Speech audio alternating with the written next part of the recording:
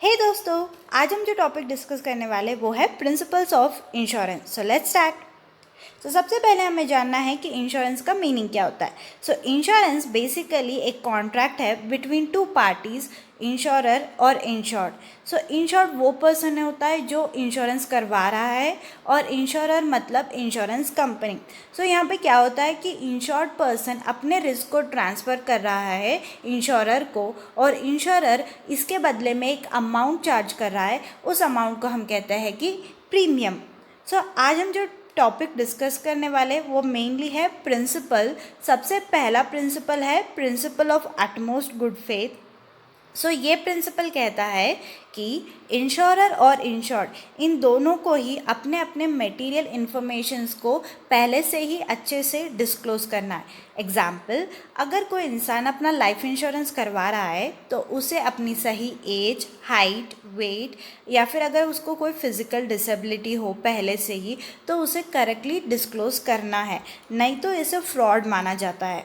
So the next principle is principal of insurable interest. ये principal ये कहता है कि कोई भी इंसान जो अपनी प्रॉपर्टी का इंश्योरेंस करवा रहा है, अगर वो खो जाए या फिर डिस्ट्रॉय हो जाए तो उस पर्सन को उससे फ़र्क पड़ना चाहिए या कहने का मतलब है कि उसको तकलीफ़ होना चाहिए। फॉर एग्ज़ाम्पल, अगर मिस्टर ए एक पर्सन है और इन्होंने अपनी कार का इंश्योरेंस करवाया है, तो अगर इनकी कार समझे डिस्ट्रॉय हो जाती है या फिर ये गुम जाती है तो इससे मिस्टर ए को फ़र्क पड़ेगा, इनको बहुत फिनेंशियल लॉस भी हो सकता है। सो इसी प्रिंसिपल को कहता है कि principle of insurable interest. So the next one is principle of indemnity. So ये प्रिंसिपल बेसिकली सिर्फ जनरल इंश्योरेंस पर ही अप्लाई होता है, ये प्रिंसिपल लाइफ इंश्योरेंस पर अप्लाई नहीं होता है। कहने का मतलब ये है कि अगर कोई भी चीज़, जिस चीज़ पर आपने इंश्योरेंस करवाया है, अगर वो चीज़ डिस्ट्रॉय हो जाती है तो इंश्योरेंस कंपनी सिर्फ आपको उतना ही पैसा देंगे जितनी की अमाउंट वो डिस्ट्रॉय हुई है। फॉर एग्ज़ाम्पल, मिस्टर ए ने यहाँ पर अपने फर्नीचर पर एक इंश्योरेंस करवाया है।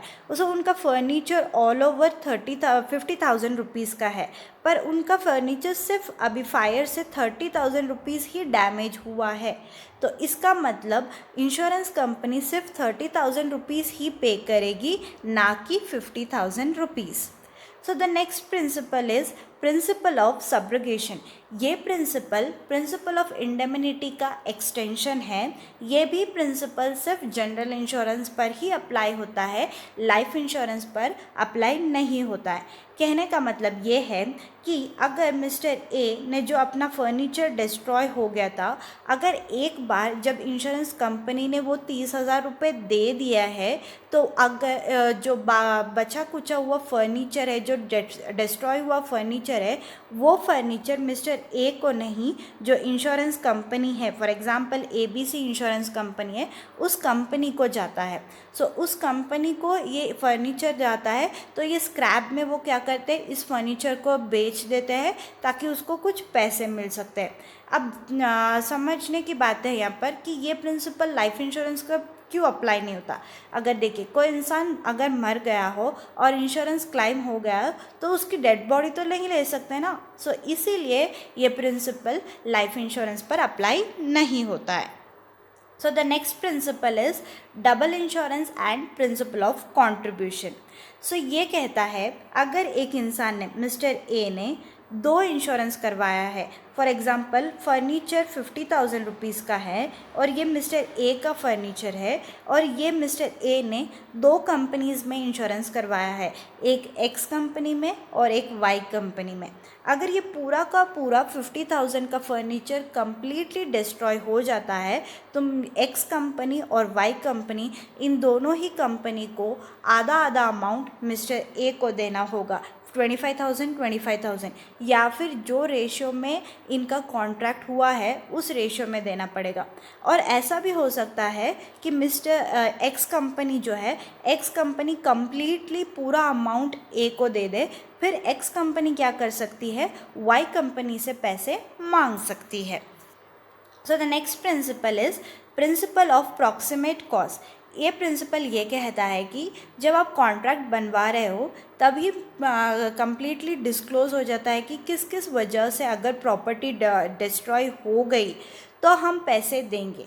फॉर एग्ज़ाम्पल, आपकी दुकान में बहुत सारा स्टॉक है और उस स्टॉक के लिए आपने एक इंश्योरेंस करवाया है, फायर इंश्योरेंस।